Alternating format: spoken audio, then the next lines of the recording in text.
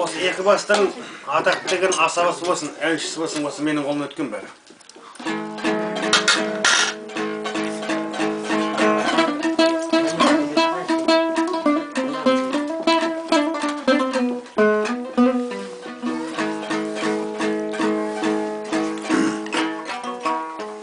Ал енді мына құрметті апалар,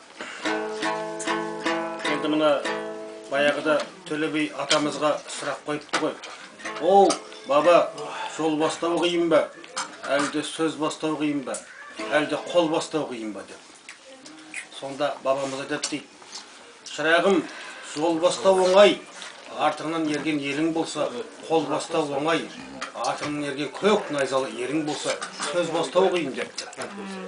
Сөзді тауып айтсаң береке, таппай айтсаң келеке боларсың шырағым деді. Сол секілді бір ән бастау қиын содан.